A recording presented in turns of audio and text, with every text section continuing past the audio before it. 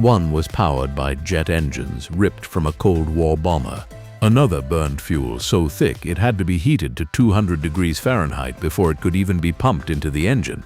A third used steam turbines instead of pistons and had no cylinders, no main rods, and a wheel arrangement so bizarre it had never been seen before. These were not fantasies. These were real locomotives that ran on real tracks and did real work. Here are 10 of the strangest. Number 10. GM Aerotrain. In the 1950s, General Motors decided that the future of passenger rail travel was a lightweight, bus-bodied train that looked like something from a science fiction film. The result was the Aerotrain, one of the most visually distinctive trains in American history and one of the most spectacular commercial failures.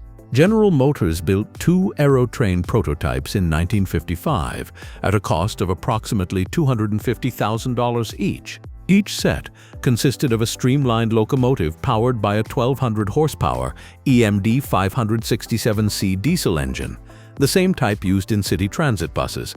Hauling a consist of lightweight coaches built from modified GM bus bodies mounted on rail trucks. The train was designed to cruise at over 100 miles per hour while weighing less than half of conventional passenger equipment. GM loaned the 2 sets to several railroads for testing, including the Pennsylvania Railroad, Union Pacific, and Rock Island. The results were disappointing. The lightweight bus body coaches rode poorly at speed, with passengers comparing the experience to riding in a truck. The locomotive's engine was underpowered for sustained high-speed running and struggled on grades. Railroad operators quickly returned the sets to General Motors. Despite the commercial failure, both Aerotrain sets did enter regular service. Union Pacific operated one on its City of Las Vegas route, and Rock Island used the other on its Chicago to Peoria run. They ran in revenue service until 1966. One set is preserved at the National Museum of Transportation in St. Louis, and the other at the National Railroad Museum in Green Bay, Wisconsin. The Aerotrain was strange, flawed, and beautiful, and it worked, just not well enough. Number 9. Pennsylvania Railroad S2 Steam Turbine. The Pennsylvania Railroad was never content with doing things the normal way. In 1944, they took delivery of one of the most unusual steam locomotives ever built, the S2, a direct-drive steam turbine locomotive constructed by Baldwin Locomotive Works. Where conventional steam locomotives use pistons and cylinders to turn the wheels, the S2 used a steam turbine geared directly to the driving wheels. It had no cylinders, no crossheads, and no main rods. The S2 was given the wheel arrangement 686, a configuration that had never existed before. It was originally designed as a 484, but wartime restrictions on lightweight metals forced the use of heavier construction, requiring 6-wheel leading and trailing trucks to support the additional weight. The locomotive had 2 turbines, a large one for forward movement producing approximately 6,900 horsepower and a smaller one for reverse. With 68-inch driving wheels and fewer reciprocating parts than a conventional locomotive, the S2 was capable of smooth, vibration-free running at high speeds. It was tested in both heavy freight service and passenger service on the Pennsylvania Railroad. The locomotive demonstrated excellent performance in testing, but its fuel and water consumption was enormous and the turbine was sensitive to dirt and debris. It struggled particularly in low-speed switching operations where conventional steam locomotives excelled. The S2 operated until 1949 before being retired and eventually scrapped. No buyer could be found and no preservation effort was mounted. It remains one of the most fascinating dead ends in steam locomotive technology, a machine that worked but could never compete economically with the diesel revolution that was already underway. Number 8. Union Pacific Gas Turbine Electric. Big blow. Union Pacific did not just operate gas turbine locomotives. They operated the largest fleet in the world, and the biggest of them produced 8,500 horsepower per unit, making them the most powerful single-unit locomotives in existence at the time. Railroad workers nicknamed them Big Blows because the turbine exhaust was so deafening you could hear one coming from miles away. The concept was straightforward. Instead of a diesel engine, a gas turbine spun a generator that produced electricity for traction motors. The turbine could burn cheap Bunker C heavy fuel oil, a petroleum byproduct so thick and viscous that it had to be heated to 200 degrees Fahrenheit before it could be pumped into the turbine. At room temperature, Bunker C has the consistency of tar, Union Pacific received 55 gas turbine electric locomotives in 3 generations from General Electric between 19. The first generation units produced 4,500 horsepower. The third generation super turbines, delivered between 1958 and 1961, each consisted of 2 locomotive units plus a fuel tender rated at 8,500 horsepower total. At their peak, Union Pacific estimated the turbines hauled approximately 10% of the railroad's freight traffic. The turbines were retired between 1963 and 1970 as fuel costs rose and more efficient high-horsepower diesels became available. Soot buildup and blade erosion from the corrosive ash in the heavy fuel oil also plagued the fleet throughout its life. Only one third-generation turbine survives today at the Illinois Railway Museum. It is one of the strangest and most powerful locomotives ever to earn its keep on an American railroad. Number 7.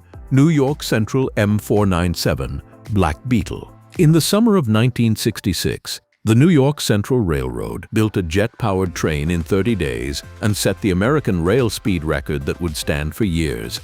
The M497, nicknamed the Black Beetle, is one of the most gloriously strange locomotives in history. The project began as a coffee break idea between engineers Don Wetzel and Hank Morris at NYC's Technical Research Center in 19. They proposed bolting jet engines onto a standard rail car to test the feasibility of high-speed rail service. NYC President Alfred Perlman approved the project in June 1966 and gave them just 30 days to build it.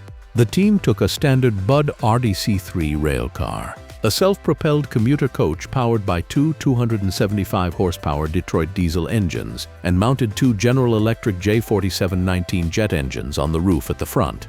These were surplus engines from a Convair B-36 Peacemaker bomber. Wetzel's wife Ruth, a commercial artist, designed the streamlined fiberglass nose cone.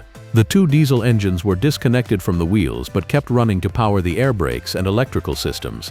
On July 23, 1966, with Wetzel as pilot and Perlman himself in the co-pilot's seat, the M497 roared down a 21-mile stretch of Arrow Straight track between Butler, Indiana, and Stryker, Ohio. It was clocked at 183.85 miles per hour, setting the American rail speed record. Wetzel later revealed that the speedometer had actually peaked at 1,906 miles per hour before he reduced power. As a precaution, railroad ties had been placed across the track near Toledo to derail the car in case it ran away. Despite the spectacular success, the project was shelved. The NYC was headed for its ill-fated merger with the Pennsylvania Railroad, and the jet engines were removed. The railcar continued in ordinary commuter service until 1977 and was scrapped in 19. A commemorative plaque was dedicated at Bryan, Ohio in Number 6. Norfolk and Western Jawn. Henry. The Norfolk and Western Railway was the last great stronghold of steam in America, and they were not going quietly. In 1954, they received a steam turbine electric locomotive named Jawn Henry from Baldwin Lima Hamilton and Babcock and Wilcox. It was a final, desperate attempt to prove that steam technology could still compete with diesel. The Jawn Henry was named after the legendary American folk hero John Henry, who raced against a steam drill and won, only to die from exhaustion. The name was prophetic. The locomotive used a water tube boiler operating at 600 pounds per square inch of pressure to generate steam for a turbine that drove an electric generator, which in turn powered traction motors. It weighed 818,000 pounds, was classified as TE1, and was rated at 4,500 horsepower. The locomotive was tested in coal drag service on the N&W's mountainous main line, hauling the same heavy coal trains that were the railroad's bread and butter. It performed reasonably well in testing, demonstrating that a steam turbine electric could indeed do the work, but it consumed enormous amounts of water and fuel, required specialized maintenance, and could not match the operational flexibility of diesel locomotives. After approximately 3 years of testing, the Jawn Henry was retired in 1957 and scrapped. The N&W, having exhausted every possible avenue to keep steam competitive, finally ordered its first diesel locomotives that same year. By 1960, steam was gone from the railroad. The Jawn Henry was the last serious challenge that steam technology mounted against the diesel, and like its namesake, it gave everything it had before falling. Number 5. British Rail. APT-E. The Advanced Passenger Train Experimental, or APT-E was a British attempt to revolutionize high-speed rail travel using a technology that seemed almost absurd. A train that tilted into curves like a motorcycle. The concept was developed by British Rail's research division in the late 1960s. On conventional railways, speed through curves is limited by the lateral forces on passengers.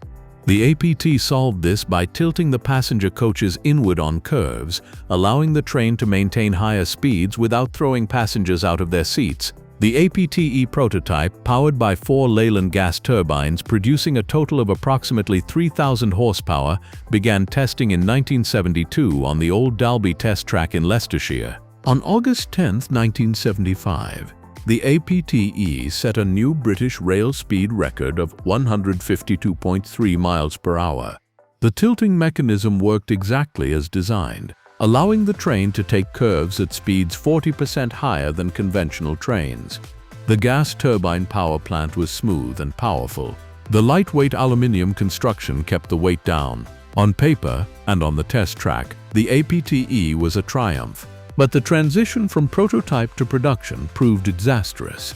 The production version, the APT-P, used electric power instead of gas turbines and suffered from chronic reliability problems with its hydrokinetic braking system and tilting mechanism. A high-profile failure during a press launch in December 1981 embarrassed British Rail, and the project was eventually abandoned in The tilting technology itself, however, was proven. It was later adopted by Italian manufacturer Fiat Ferroviaria for the Pendolino trains that now operate across Europe and the United Kingdom.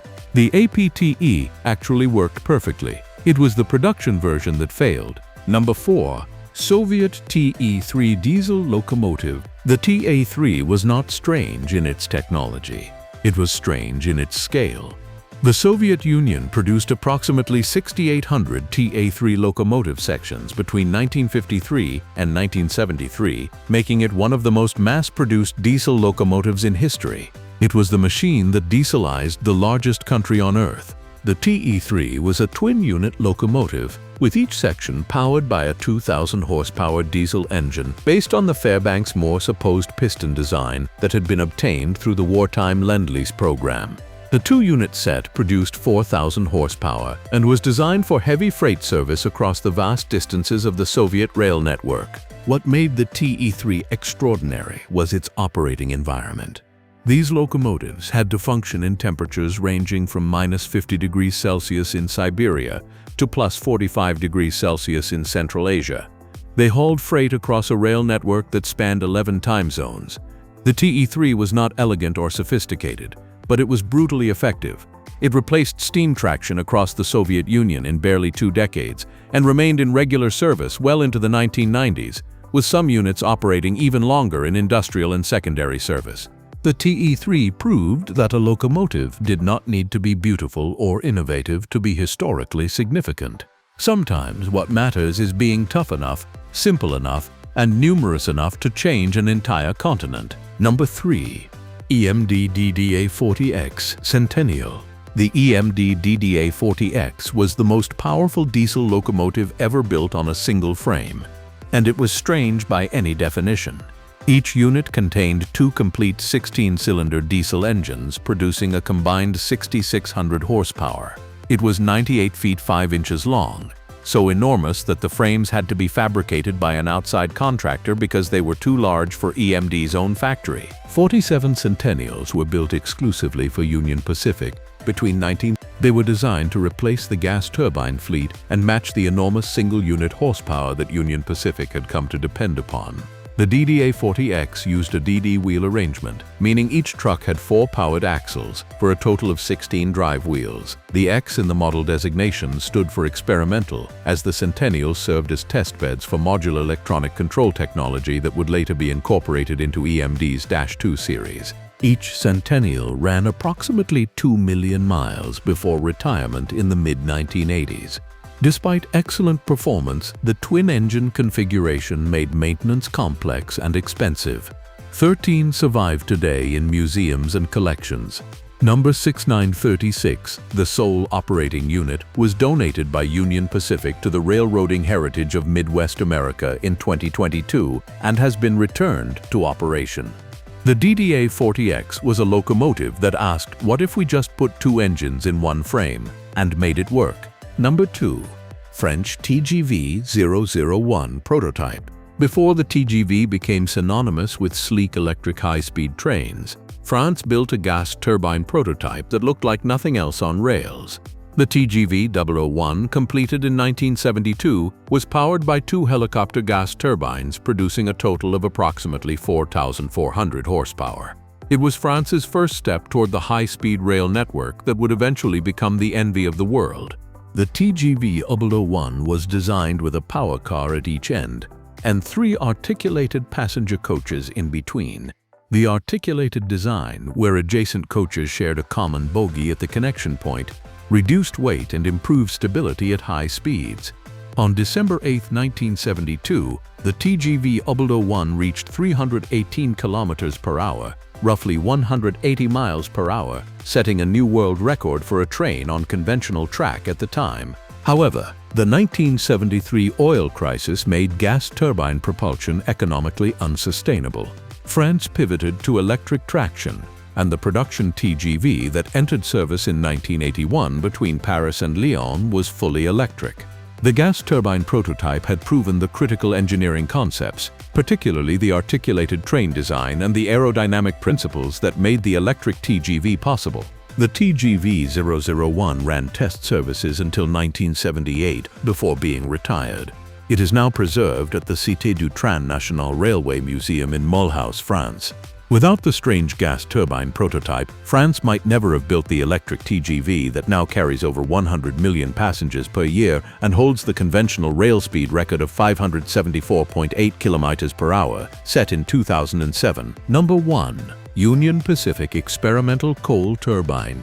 Our number 1 spot goes to a locomotive so strange that it was essentially built from spare parts of other strange locomotives and then used to test the craziest fuel idea of all: powering a gas turbine with crushed coal. In October 1962, Union Pacific constructed this experimental locomotive at its own shops, using a modified Alco PA-1 passenger diesel as the cab unit, the chassis of a former Great Northern W1 class electric locomotive purchased for scrap, a turbine prime mover salvaged from one of the earlier first-generation gas turbine electric locomotives, and a tender from one of its own Challenger-class steam locomotives. The resulting Frankenstein-like consist had an 18-axle, 12-powered axle configuration and produced approximately 5,000 horsepower from the turbine unit plus 2,000 horsepower from the PA-1's retained diesel engine, for a combined total of 7,000 horsepower. The purpose of this bizarre machine was to test whether coal, Union Pacific's most plentiful online commodity, could replace expensive petroleum as a turbine fuel.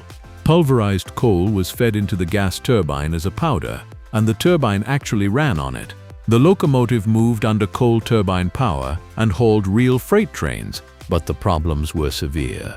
Coal ash caused catastrophic erosion of the turbine blades, dramatically shortening their service life. Soot and slag fouled every component in the hot section of the turbine. In 20 months of testing, the locomotive ran less than 10,000 miles.